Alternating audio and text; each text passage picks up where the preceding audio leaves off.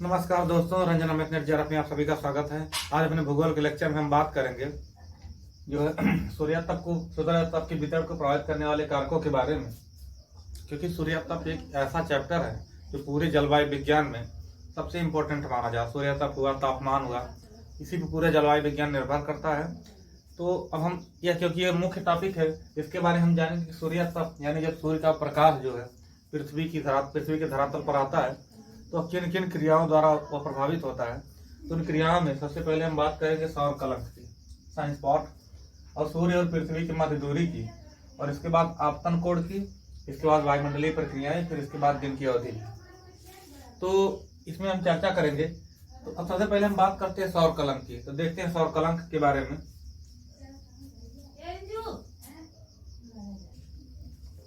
सौर कलंक के बारे में आता है तो किन किन क्रियाओं द्वारा वह प्रभावित होता है।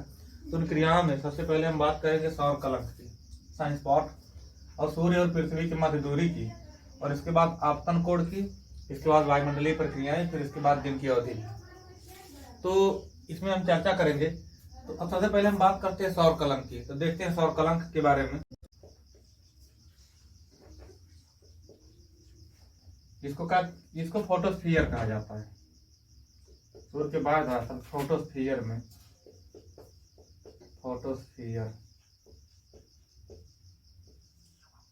सूर्य का बाह्य धरातल फोटोस्फीयर पर गहरे काले रंग के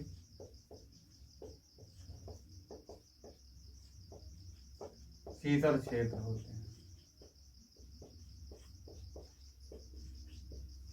होते हैं। सूर्य के बाह्य धरातल फोटोस्फीयर पर गहरे काले रंग के शीतल क्षेत्र होते हैं। इनको सन स्पॉट या सौर कलंक कहा जाता है।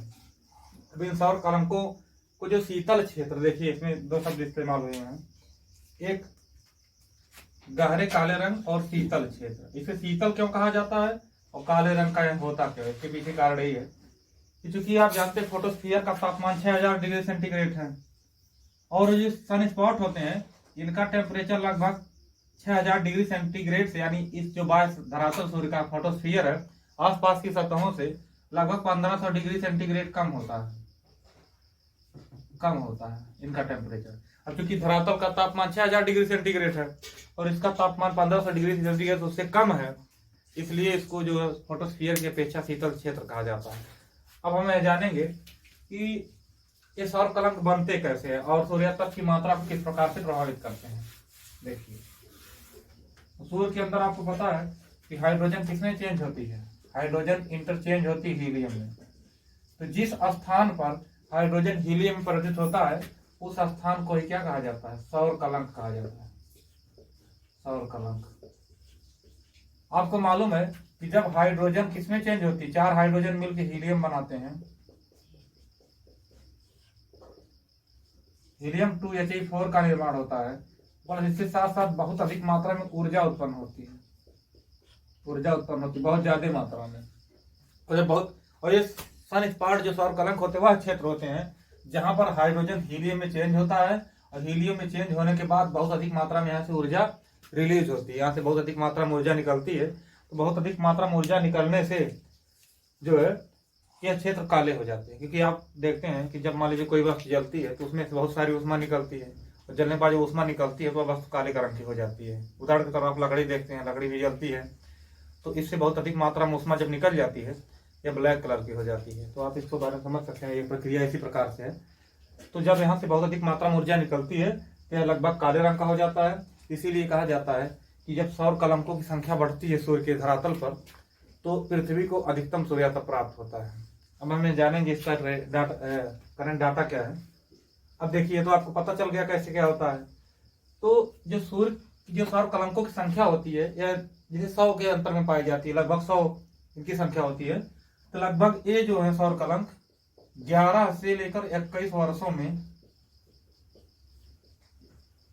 इनमें बदलाव होता है। मतलब अगर मान लीजिए एक सौर कलंक है तो लगभग 11 से 21 वर्षों में कुल मिला के कितने हो जाएंगे, 100 हो जाएंगे। इसी जो समय को कहा जाता है सौर कलंक चक्र, सौर कलंक चक्र कहा जाता है। यानी 11 से 21 वर्ष के समय को सौर कलंक चक्र कहा जाता है, क्योंकि सौर कलंकों की संख्या इनमें बढ़ती है और घटती है, एक निश्चित मात्रा में घटती है और बढ़ती है। और यह सूर्य तप को जो है हमने बताया आपको कि यहाँ से बहुत अधिक मात्रा में ऊर्जा निकलती है। तो जितने अधिक सौर कलंक होंगे सूर्य के धरातल पर उतनी अधिक ऊर्जा निकलेगी, सौर ऊर्जा निकलेगी। तो सौर ऊर्जा जितनी अधिक निकलेगी, तो कहने का मतलब ये है जो सौर कलंक होते हैं इनकी वजह से जो सूर्य का जो मतलब पृथ्वी को जो प्राप्त होने वाली ऊर्जा है, आपको मालूम है कि जब पृथ्वी को सूर्य से जो ऊर्जा प्राप्त होती है उसे सौर स्थिरांक कहा जाता है। जब सौर कलंकों की संख्या बढ़ती है तो लगभग 2% की वृद्धि होती है जो है आपके क्या उसको सूर्य तप की मात्रा में, सौर स्थिरांक में 2% की वृद्धि होती है। जब सूर्य कलंकों की संख्या कम होती है, सूर्य के सौर धब्बों की संख्या कम होती है, तो 2% का घाटा होता है सूर्य तप या सौर स्थिरांक में। तो इससे बहुत ज्यादा विशेष प्रभाव नहीं पड़ता है सूर्य तप में, बट थोड़ा बहुत यह प्रभाव करता भी है पृथ्वी को जो सौर तप प्राप्त होता है। तो इसके बस इतना ही डाटा है। फिर आगे हम बात करेंगे पृथ्वी और सूर्य के मध्य दूरी की। पृथ्वी और सूर्य के मध्य दूरी, और आप जानते हैं कि अब ऐसा माना जाता है, मतलब ऐसा साइंस में है कि मतलब सौर कलंकों की पहचान सबसे पहले गैलीलियो ने की थी। तो हम जानेंगे इस फिगर के माध्यम से आप समझिए ये सन की पोजीशन, क्योंकि ये देखिए पाथ जो है, जिस पाथ पे पृथ्वी सूर्य का चक्कर लगाती है, यह दीर्घ वृत्ताकार है। दीर्घ वृत्ताकार का मतलब अगर वृत्त को थोड़ा दबा दिया जाए तो दीर्घ वृत्ताकार आकृति में, दीर्घ वृत्ताकार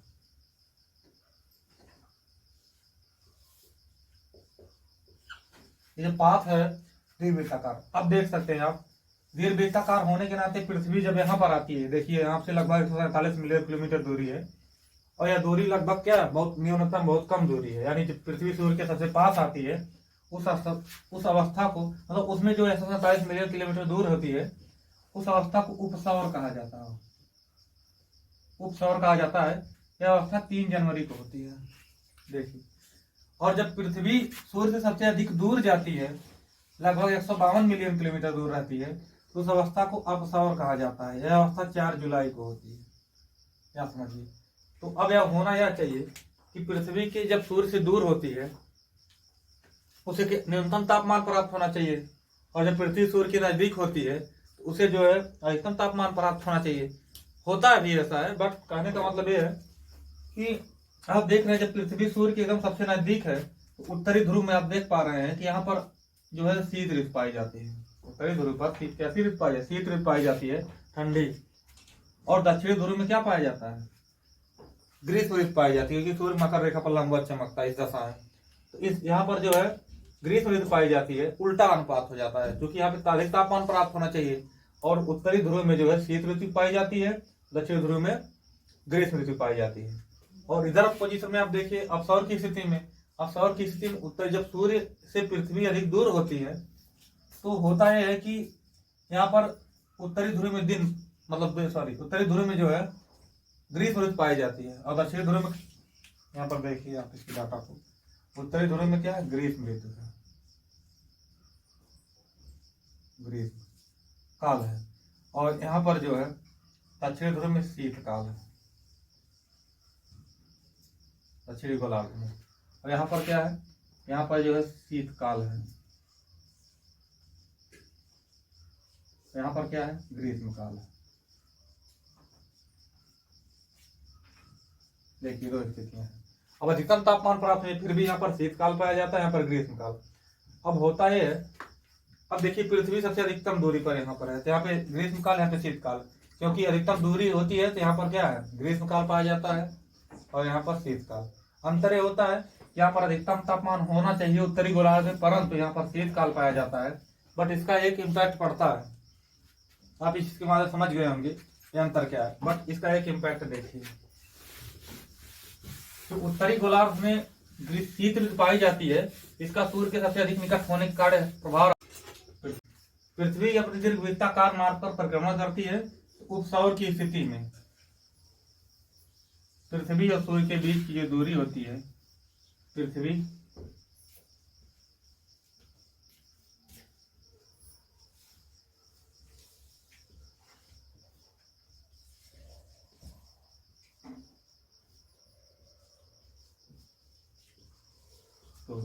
तो इसको समझिए आप,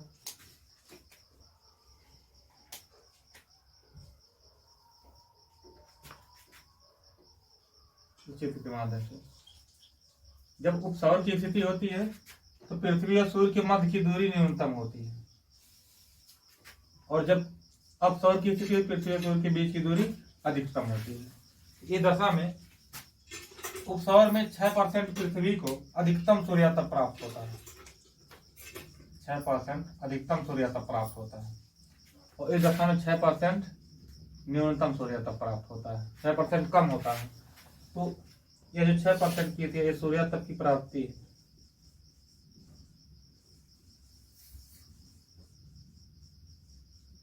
आप इस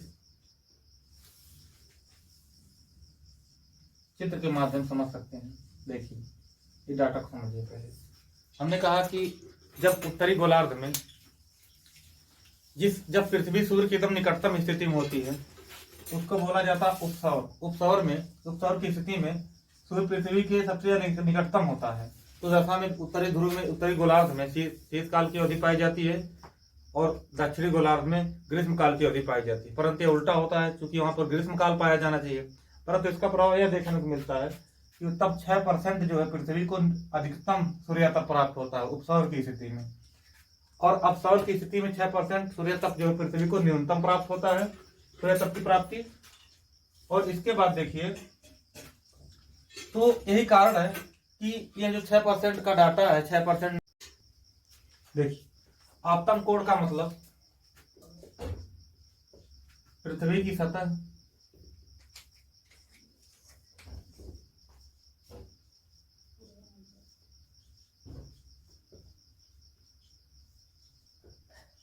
और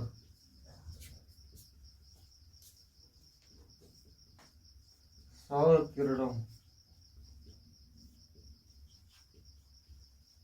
के मध्य बना कोण। देखिए आपतन कोण का मतलब जो सूर्य की किरणें धरती पर आपतित होती हैं, पड़ती हैं, उसकी जो उस किरणों और धरती की जो सतह के बीच जो एंगल बनता है उसको आपतन कोण कहा जाता है। आप इस चित्र के माध्यम से समझ सकते हैं। मान लीजिए अर्थ सरफेस है, देखिए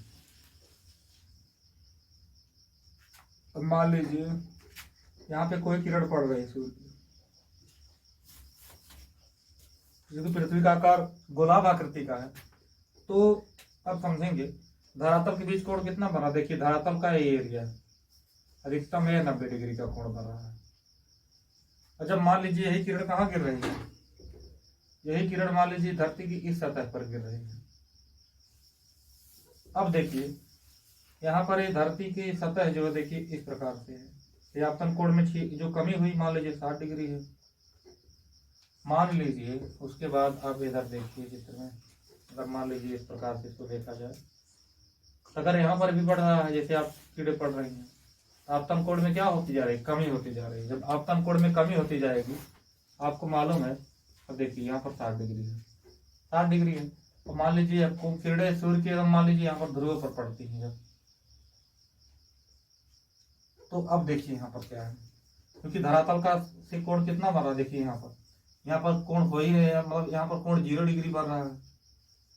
यही होता है आपतन कोण। आपतन कोण को हमेशा सूर्य की किरणों और धरातल की सतह से नापा जाता है, यानी धरा पृथ्वी की सतह और सौर किरणों के मध्य बने कोण को आपतन कोण कहा जाता है। अब देखिए कोण, इसको आपतन कोण। जैसे जैसे ध्रुवों की तरफ जाएंगे आपतन कोण का मान घटता चला जाएगा, यानी उच्च अक्षांशों की तरफ जब हम बढ़ेंगे आपतन कोण का मान घटता चला जाएगा। देखिए सतह से ही आपतन कोण डिसाइड किया जाएगा। क्योंकि पृथ्वी गोलाभ आकृति की है, इसलिए अधिकतम आपतन कोण विषुवत रेखा पर प्राप्त होता है। एवं विषुवत रेखा से 0 डिग्री पर, 0 डिग्री जब हम उच्च अक्षांशों की ओर बढ़ते हैं तो आपतन कोण में प्रायः कमी पाई जाती है। अब यह देखते हैं कि आपतन कोण किन रूपों में जो है सूर्यातप के वितरण को प्रभावित करता है। तो इसमें आप देखिए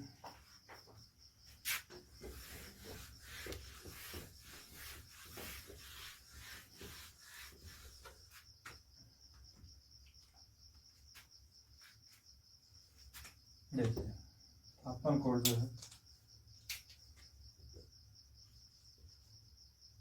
अक्षांश में किस प्रकार प्रभावित करता है। अक्षांश दूसरा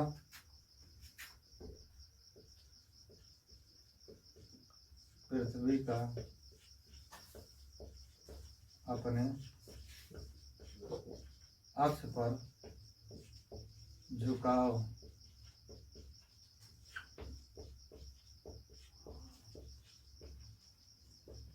परिभ्रमण।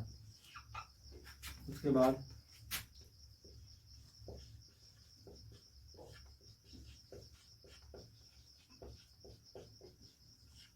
घूर्णन गति। देखिए घूर्णन गति में क्या है, इसमें जो दिन की अवधि को ले सकते हो आप।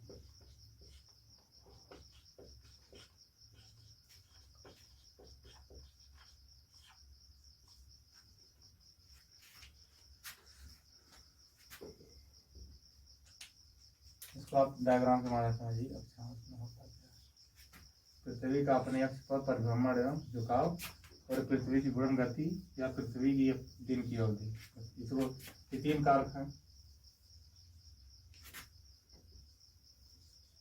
इन तीन कारकों के माध्यम से अध्ययन करेंगे आपतन कोण का। अब पहले कारक को हम देखेंगे अक्षांश स्थिति में क्या होता है। जानते हैं पृथ्वी की आकृति कैसी है?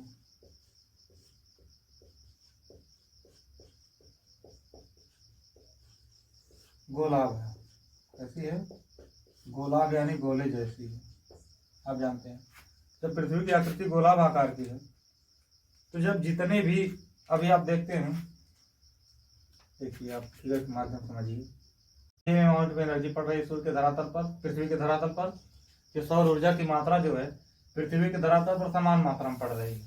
परंतु आप देख रहे हैं कि जब आपतन कोण, देखिए यहाँ पर चूंकि हम आपको बता चुके पहले कि आपतन कोण अधिकतम ध्रुवों पर, कम न्यूनतम ध्रुवों पर होता है। आप इस चित्र के माध्यम से देखिए, मान लीजिए ये चित्र देखिए, पहले समझिए यहाँ पर। अब देखिए यहाँ पर ए आपतन कोण अधिकतम 90 डिग्री है। जैसे जैसे हम ध्रुवों की तरफ जाएंगे आपतन कोण घटता चला जाएगा, क्योंकि हमने बताया आपसे कि आपतन कोण हमेशा क्षेत्र की दिशा से बनाया जाता है। आप देखिए यहाँ पर अधिकतम ध्रुव, यहाँ पर जो अधिकतम आपतन कोण है और सेम अमाउंट में जो है सूर्यास्त की मात्रा पड़ रही है, यह अपेक्षाकृत पृथ्वी 0 डिग्री अक्षांश है, 0 डिग्री यानी विषुवत रेखा पर यह कम क्षेत्रफल पर पड़ती है। और वायुमंडल की जो परतें हैं इसको अपेक्षाकृत कम परतों को पार करना पड़ता है। इससे कम परतों को पार करना पड़ता है, इससे सूर्य तक का कम अवशोषण, विकिरण, विसरण कम होता है। और कम क्षेत्रफल पर पड़ने की वजह से यह जो है कम ही क्षेत्र को गर्म कर पाती है। इससे यहाँ पर सूर्य तक की प्राप्ति अधिक होती है। अब उदाहरण समझ लीजिए, मान लीजिए उदाहरण तौर पर अगर ये देखिए मान लीजिए थोड़ी सी, मतलब जितनी ऊर्जा यहाँ पर है उतनी ऊर्जा यहाँ पर भी आ रही है, ये कम क्षेत्रफल पर प्राप्त हो रही है। अब ये अधिक क्षेत्रफल पर, अब देखिए ये ऊर्जा जो है, अब जैसे जैसे आप ध्रुवों की तरफ बढ़ते चले जाएंगे उच्च अक्षांशों की ओर, ऊर्जा की मात्रा तो समान रहेगी, परंतु अधिकतम क्षेत्रफल पर पड़ रही है। देखिए ऊर्जा अधिकतम क्षेत्रफल पर पड़ रही है और वायुमंडल की अधिकतम परतों को इसे पार करना पड़ रहा है, जिससे अवशोषण, विसरण और प्रकीर्णन द्वारा ऊर्जा का अधिकतम लॉस भी होगा, सूर्य तक का अधिकतम लॉस भी होगा। और चूंकि अधिकतम क्षेत्रफल पर पड़ने के कारण जो है इसकी सूर्य तक की मात्रा यहाँ पर धीरे धीरे क्या होती जाएगी, कम होती जाएगी। जब आप एकदम ध्रुवों पर जाएंगे तो यहाँ पर आपतन कोण का मान घटकर शून्य हो जाता है। आपतन कोण का मान घटकर शून्य हो जाता है, इसलिए देखिए यहाँ पर वायुमंडल की अधिक परतों को भी इनको पार करना पड़ रहा है। वायुमंडल की परतों को पार करने के साथ इनका प्रकीर्णन, विसरण सब अधिक होगा और अधिक क्षेत्रफल को भी इतनी ऊर्जा, इतनी विषुवत रेखा पर इतनी ऊर्जा सेम इसको भी क्या कर रही है, अधिकतम क्षेत्रफल को गर्म कर रही है। तो चूंकि अब यहाँ पर ऊर्जा की मात्रा अधिक होगी, यहाँ पर कम होगी, उतनी ऊर्जा, मान लीजिए जितनी ऊर्जा ये है उतनी ऊर्जा, सब ऊर्जा समान है, क्योंकि सूर्य तक से जो सौर स्थिरांक पृथ्वी की हर सतह पर समान प्राप्त होता है।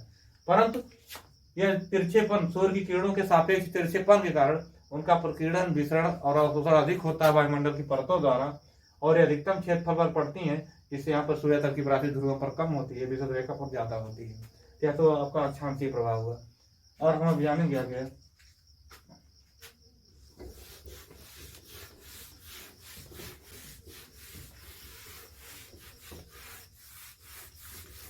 पृथ्वी का अपने अक्ष पर झुकाव एवं परिभ्रमण। पृथ्वी का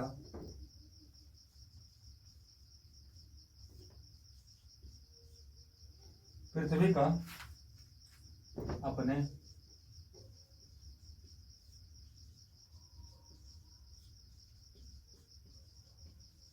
झुकाव एवं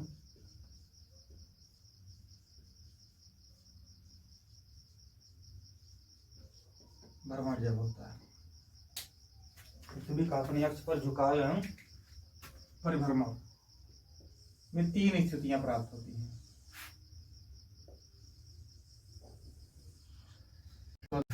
ग्रीष्म अयनांत।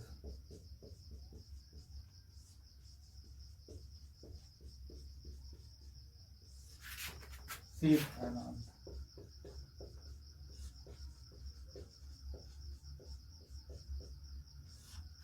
देखिए ये 3 दशाएं हैं।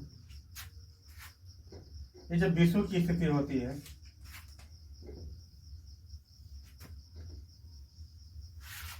तो सूर्य की लंबवत किरणें जो है कहां पर प्राप्त होती है?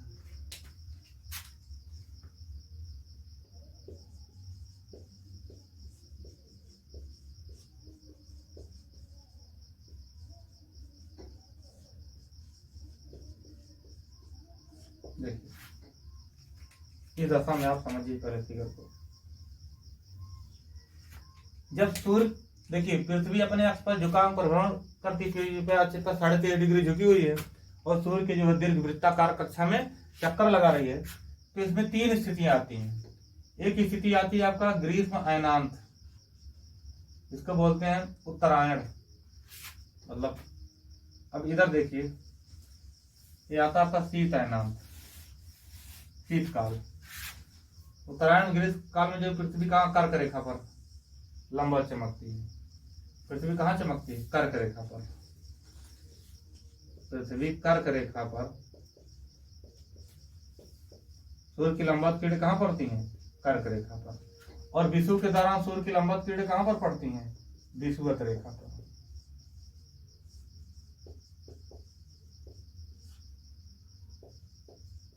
सूर्य की लंबवत किरणें विषुवत रेखा पर पड़ती हैं और शीत अयनांत में सूर्य की लंबवत किरणें मकर रेखा पर पड़ती हैं। सूर्य की लंबवत किरणें जो हैं कहाँ पड़ती हैं? मकर रेखा पर। तो आपको पता होगा कि सूर्य की जो लंबवत किरणें कर्क रेखा पर चमकी वहां पर आपतन कोण अधिकतम होगा सर्वाधिक। तो आपतन कोण अधिकतम होने के कारण जो है वहां पे सूर्य तक की अधिक मात्रा प्राप्त होती है। क्योंकि आप जानते हैं कि मान लीजिए लंबवत, जैसे आप उदाहरण के तौर पर समझ चुके होंगे कि जब आप कोई लेंस वाला पार्ट जो नहीं यूज होता उसमें जब लेंस को आप कागज पे जो सूर्य की सभी किरणों को एकत्रित करके लेंस पे डायरेक्ट टकराते हैं तो कागज जलने लगता है, क्योंकि सूर्य की सभी किरणें उस पर लंबवत पड़ने लगती हैं। तो आप सबसे बढ़िया उदाहरण जानिए कि जब सूर्य दोपहर को, गर्मी के समय जब दोपहर को सूर्य एकदम सर पे होता, लगभग 12 बजे होते हैं, उस समय आपको अधिकतम गर्मी लगती है, तापमान का अधिकतम आभास होता है। तो कहने का मतलब तब सूर्य की किरणें लंबवत होती हैं। तो जैसे जैसे शाम होती जाती है सूर्य की किरणों का सापेक्ष तिरछापन बढ़ता चला जाता है, जिससे हमको गर्मी या सूर्य तप कम प्राप्त होता है, जिससे हमको हीट कम लगती है। तो बढ़िया उदाहरण है। तो अब जब सूर्य की लंबवत किरणें विषुव के दौरान विषुवत रेखा पर लंबवत पड़ती हैं, तो यहाँ पर विषुवत रेखा पर अधिकतम गर्मी सूर्य तप की प्राप्ति अधिकतम होती है। तो जहां पर सूर्य की किरणें लंबवत पड़ेंगी वहां पे सूर्य तप की प्राप्ति, सूर्य तप की प्राप्ति क्या हो जाएगी? अधिकतम हो जाएगी। कर्क रेखा पर, ग्रीष्म अयनांत में कर्क रेखा पर सूर्य तप अधिकतम प्राप्त होगा और शीत अयनांत में मकर रेखा पर सूर्य तप अधिकतम प्राप्त होगा। और विषुव के दौरान विषुवत रेखा पर सूर्य तप की अधिकतम प्राप्त होगी। यह जो पृथ्वी अपने यह कारण जो है, ये प्रकार जो है सूर्य तप के मतलब इधर मतलब कमी या अधिकता का कारण क्या है? पृथ्वी का अपने अक्ष पर 13.5 डिग्री झुकना और पृथ्वी का अपनी जो दीर्घवृत्ताकार कक्षा में चक्कर लगाना ही है। देखिए आप इस फिगर को समझ सकते हैं बहुत अच्छे से।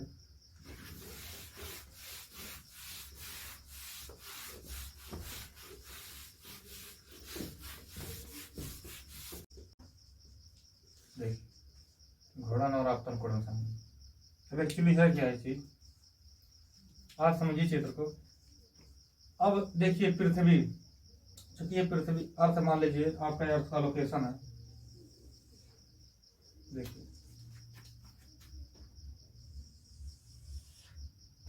ये सूर्योदय होता है, यहाँ पर सूर्य अस्त होता है। ये सूर्य लंबवत एकदम दोपहर का समय है। मान लीजिए कोई व्यक्ति यहाँ पर है, कोई व्यक्ति खड़ा है, ये लोकेशन इसकी है। ये सूर्य का उदय हो रहा है। 3 स्थितियां समझिए। जब सूर्य की किरणें पृथ्वी पर, देखिए अब सूर्य की किरणें पृथ्वी पर एकदम लंबवत पड़ रही हैं। ये इस मनुष्य के ऊपर क्या पड़ रही हैं? लंबवत पड़ रही है। सूर्य इस व्यक्ति के सर पर पड़ रहा है, सूर्य की किरणें जो इस व्यक्ति सर पड़ रही है, इसको अधिकतम सूर्य तप प्राप्त हो रहा है दोपहर। ये शाम है, ये सुबह है। दैनिक परिवर्तन, जिससे सूर्य तक की मात्रा में भी क्या होता है, परिवर्तन।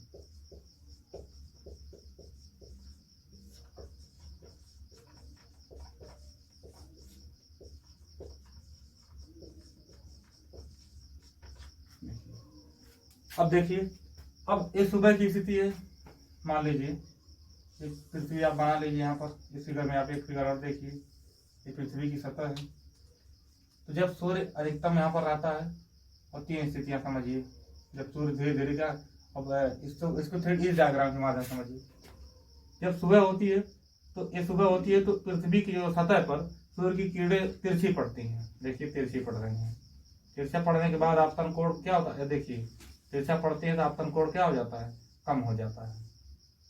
जब आपतन कोण कम हो जाता है तो सूर्य की उतनी ही ऊर्जा पृथ्वी की अधिक धरातल पर पड़ती है, जिससे सुबह के समय सूर्यातप कम प्राप्त होता है, और शाम के समय भी सूर्यातप कम प्राप्त होता है। और दोपहर के समय एकदम सूर्य लंबवत होता है, पृथ्वी पर एकदम लंबवत चमकता है, इसलिए दोपहर को सूर्यातप की प्राप्ति, सूर्यातप अधिक प्राप्त होता है, और सुबह सूर्यातप कम प्राप्त होता है, और इस समय भी सूर्यातप कम प्राप्त होता है। तो आपको समझ में आएगा घूर्णन और आपतन कोण में किस प्रकार से संबंध है, कि दैनिक ताप में जो सूर्यातप में परिवर्तन होता है, यह आपतन कोण में दैनिक परिवर्तन से भी होता है, क्योंकि सुबह आपतन कोण कम, फिर धीरे धीरे, क्योंकि आप जानते हैं कि 0 डिग्री शुरुआत करेंगे, 90 पे आएंगे, फिर 90 अंश से आप फिर नीचे आएंगे, फिर आपका कोण घटता चला जाएगा आपतन कोण। तो आपतन कोण जो है सुबह न्यूनतम, शाम को भी न्यूनतम होता है, और दोपहर को अधिकतम होता है। जब आपतन कोण अधिकतम रहेगा तो सूर्य की लंबवत किरणें सतह पर पड़ेंगी, लंबवत किरणें पड़ेंगे, सूर्यातप की मात्रा अधिक प्राप्त होगी।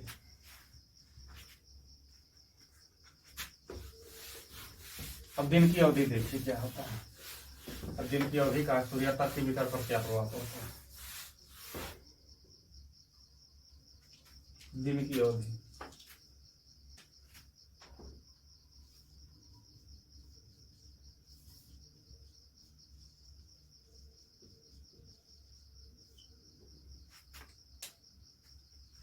चित्र समझिए।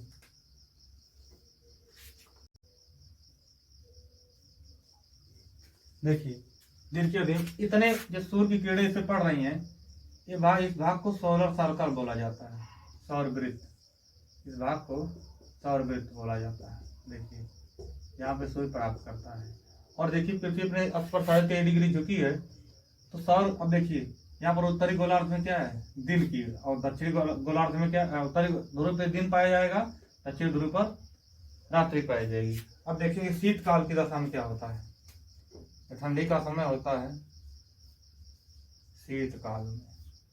शीतकाल में होता है कि जब हम 0 डिग्री से कहाँ जाते हैं, देखिए हम 0 डिग्री से 90 डिग्री साउथ की ओर जाते हैं। देखिए जब हम 0 डिग्री, आपका यही है, यहाँ से हम 90 डिग्री कहाँ तक जाएंगे, साउथ की तरफ जाएंगे। तो 90 डिग्री साउथ, देखिए इधर देखिए रात्रि की अवधि है 0 से कितना, 90 डिग्री साउथ तक। यहाँ पे आप देख रहे हैं रात्रि की अवधि क्या है, रात्रि बड़ी होगी, रात्रि बड़ी होगी तो सूर्यातप कम प्राप्त होगा। देखिए आप देख पा रहे हैं, क्योंकि जब यहाँ पर क्या है, रात की अवधि कहाँ, 0 से कहाँ तक, 0 डिग्री से कहाँ, हम जब 90 डिग्री यस की ओर जाएंगे। देखिए यहाँ पर रात्रि जो है बड़ी है दिन की अपेक्षा, तो सूर्यातप की कम प्राप्ति होगी। परंतु ग्रीष्म काल में जब देखेंगे,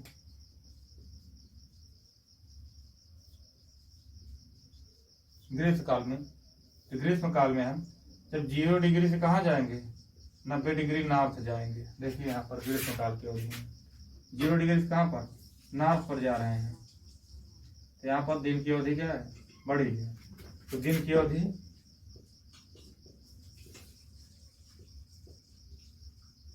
बड़ी हो रही है, जिससे सूर्यातप अधिकतम प्राप्त होगा। तो अब आप शायद आपको समझ में आ गया होगा ये टॉपिक, कि दिन की अवधि जहाँ पर बड़ी होती है, अर्थात दिन में जहाँ बड़ा रहेगा सूर्यातप की मात्रा वहाँ पर अधिक प्राप्त होगी, और रात्रि जहाँ पर बड़ी रहेगी वहाँ पर सूर्यातप की मात्रा कम प्राप्त होती है। तो आप समझ गए, क्योंकि सब खेल जो आपतन कोण का होता है, तो जब आपतन कोण का मान अधिक रहेगा तो सूर्य तब कम प्राप्त होगा, तो आपतन कोण का मान जब कम रहेगा सूर्य तब कम प्राप्त होगा। तो बस यहीं तक हमारा क्लास है, और बस यहीं तक हम, क्योंकि अपने जो भी टॉपिक है, जो भी मैटर है, अपने अगला टॉपिक में हम तापमान के बारे में चर्चा करेंगे। अब यहाँ पे सूर्य तप समाप्त होता है, तो क्योंकि सूर्य तप का बहुत बड़ा रोल तापमान में भी होता है, तो हम तापमान के बारे में उसको परिभाषित करेंगे, और तापमान के को ही प्रभावित करने वाले कारकों के बारे में अध्ययन करेंगे, और तापमान का पृथ्वी पर वितरण पढ़ेंगे, अपने अपने अध्ययन में अध्ययन करेंगे, तापमान का वितरण पृथ्वी पर किस प्रकार से उसका अध्ययन करेंगे। सो यहाँ तक हमारा वीडियो देखने के लिए आपका बहुत बहुत धन्यवाद।